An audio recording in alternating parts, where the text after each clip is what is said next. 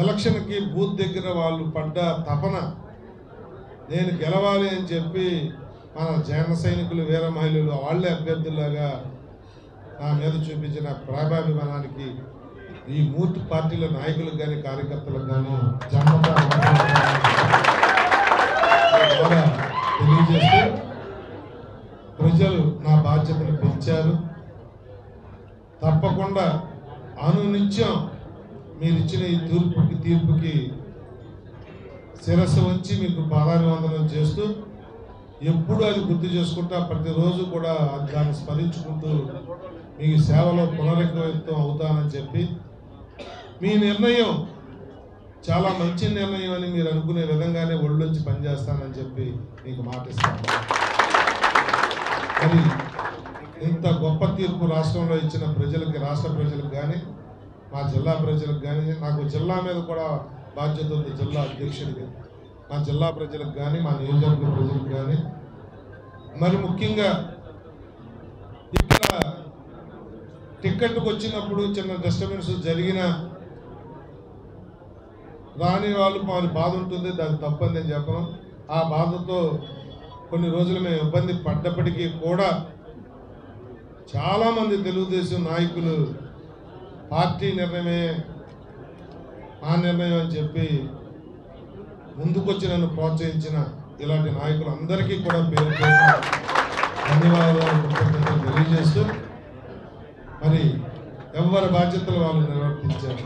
కార్పొరేటర్లు కానీ, సర్పంచులు, ఎంపీటీసీలు కానీ, మాజీ జడ్పీటీసీలు, మాజీ ఎంపీపీలు కానీ, ఇతర స్థానిక సంస్థల్లో పోటీ చేసిన గెలిచిన ఓడిన అభ్యర్థులు కానీ, తెలుగుదేశం, వైసీపీ, బీజేపీ, వైసీపీ పేరు కూడా ఎందుకు వచ్చిందంటే వైసీపీలో కూడా చాలామంది నాకే పనిచేశారు.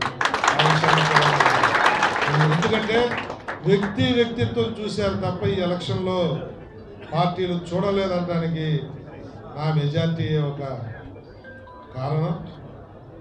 వారికి ఏ పార్టీలో ఉన్నా నాకు సహకరించి నన్ను ఆశీర్వదించిన వారికి కూడా పేరు పేరున నాకు సహకరించిన నాయకులకి, కార్యకర్తలకి, ఓటర్కి ధన్యవాదాలు తెలియజేస్తూ జన్మతా మీకు నేను నా కుటుంబం రుణపడి ఉంటుందని చెప్పి తెలియజేస్తూ అర్ధరాత్రి అవసరం వచ్చిన మళ్ళీ చెప్తున్న ఎలక్షన్లో చెప్పిన మాట, ఈ రోజు వరకు 2 సార్లు ఎమ్మెల్యే చేసినప్పుడు 3వ ఎమ్మెల్యే అయినా నా ఫోన్ పిఏలు ఎత్తటమో గన్మెన్లు ఎత్తటమో ఆ ప్రాక్టీస్ లేదు.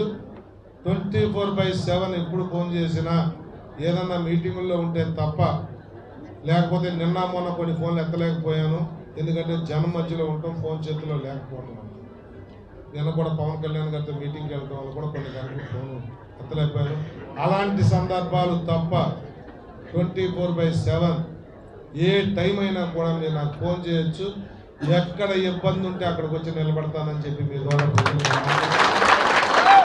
అమరావతి రాజధాని నిర్మించుకోవడంలో కానీ ఇవన్నీ కూడా అది నిన్న మొన్న మీరు పేపర్లో, టీవీలో చూస్తూ ఉన్నారు. చంద్రబాబు నాయుడు గారు, పవన్ కళ్యాణ్ గారి ఢిల్లీలో వారికి ఇస్తున్న గౌరవ మర్యాదలు, ఢిల్లీ నుంచి పెద్ద ఎత్తున మా ఎన్డీఏ ప్రభుత్వం నుంచి నిధులు తెచ్చుకుని రాష్ట్రాన్ని బాగు చేసుకుంటాం, దాంట్లో పెందుర్తి కూడా అగ్రభాగాన నిలుపుతామని చెప్పి మీడియా ద్వారా చాలామంది మిత్రులు నా మీద పోటీ చేసిన వాళ్ళు లోకల్ నాను లోకల్ అన్న నినాదంతో వెళ్ళినా కూడా పెందుర్తి గడ్డ పంచకర్ల అడ్డ అని చెప్పి నా బాధ్యతను పెంచింది. ప్రజలు ఏమీ కూడా ఇలాంటి మాటలు నమ్మరు. 2009లోనే నన్ను అక్కువ చేర్చుకున్న ఈ పెందుర్తి గడ్డ ఇప్పుడు నన్ను నాన్ లోకలు అంటే ఎలా నమ్ముతారు అని చెప్పి ఆ రోజు నేను ఎలక్షన్లో చెప్పాను.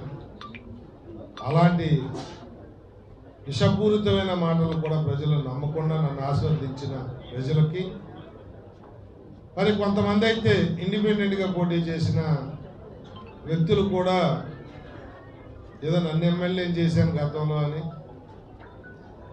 ఈసారి వాళ్ళు సోషల్ మీడియాలో కానీ, కమ్యూనిటీ గ్రూపుల్లో కానీ వాళ్ళు పెట్టిన పోస్టింగ్లు కూడా నన్ను చాలా బాధించాయి. అవి ఏవీ తీసుకోకుండా ప్రజలు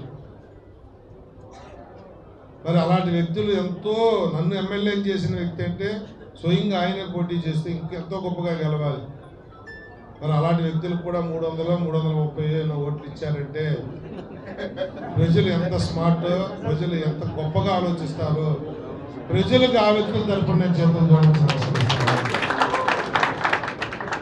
ప్రజలు ఎప్పుడు తప్పు చేయరు అన్నదానికి నిదర్శనం వారికి వచ్చిన ఓట్లు, నాకు వచ్చిన ఓట్లు.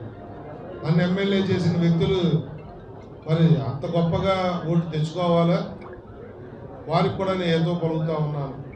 విషయం కక్కటం వల్ల ఉపయోగం లేదు, నిజాలు ప్రజలకు గ్రహిస్తారు, ప్రజలకు తెలుసు అన్న విషయాన్ని కూడా ఎంతో పలుకుతూ భవిష్యత్తు మీకు కూడా బాగుండాలని భగవంతుని కోరుకుంటూ. For more videos like this, subscribe Big TV channel.